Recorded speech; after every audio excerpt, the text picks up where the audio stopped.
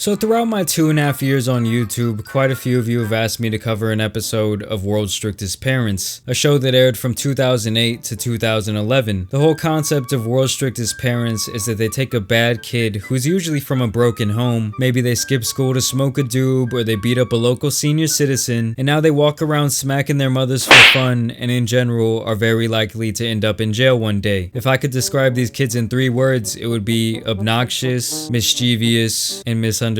Honestly, the problem with most of these quote-unquote bad kids who are featured on this show is that they were either neglected throughout their childhood or they grew up with only one parent who kinda let them do whatever they wanted to do. Connor's going back to juvie, huh? Yeah, I mean, Brad, you know how kids act out when their parents get a divorce? Rebecca, it's been 7 years. I think you maybe just got a bad seed. You remember that time he wrote in his diary about an Uchiha-style ceremony for the family? What was all that about?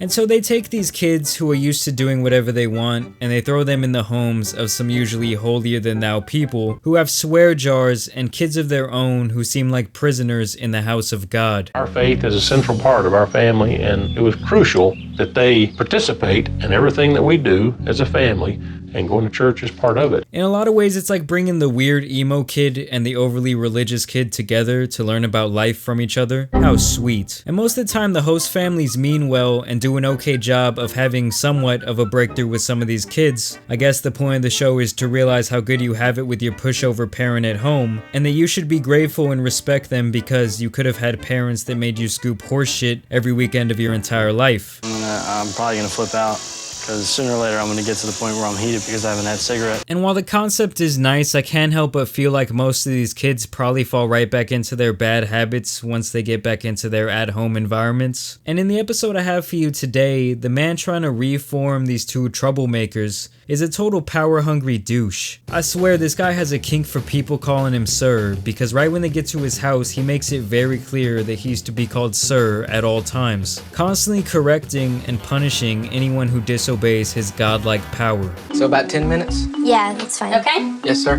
Yes, sir. Thank you. That looks great compared to the way it did before, right? Yeah. Yeah.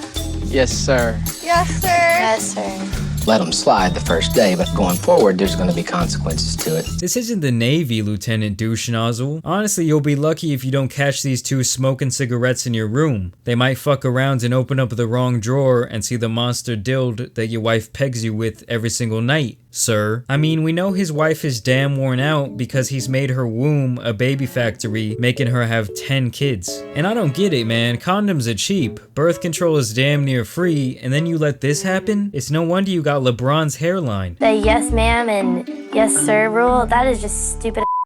So he has them doing manual labor like they do in every single episode. First he makes them rake, and then he has them rebuilding a house that got flooded. They're being good, they're working hard, but then the blonde makes one simple mistake of not calling this guy sir, and this brings out his inner Kevin, which is the new term for a male Karen. Does that make sense? Yeah. I've given you, what, 2 days? You're a smart girl. Yeah.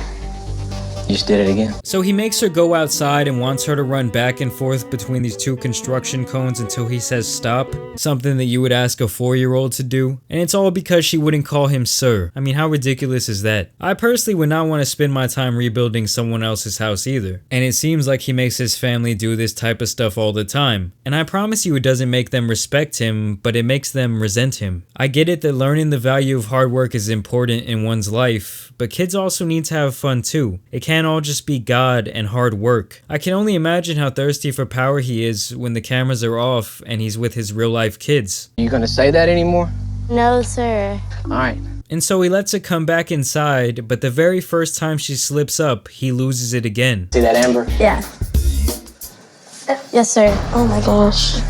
You and me are going back out to the cones. It almost seemed like she was testing me and see how far I would take it. Dude, no one is testing you. Just not everyone is used to sucking off every old man they come across. I remember power-hungry parents like this when I was a kid. This is totally the dude who's gonna call the police on the kid with the lemonade stand talking about, do you have a permit? And no, I don't support being a little shit to your elders, but this guy is kinda just begging for a healthy serving of disobedience. And in the end, did these girls learn anything? I really don't know, because it really doesn't matter. Either way, most end up in a strip club or jail. But let me know what you guys thought about the video down below. I want to thank you for watching and subscribing today. As always, it's been your boy the Tan Superman, and I'm out. Peace.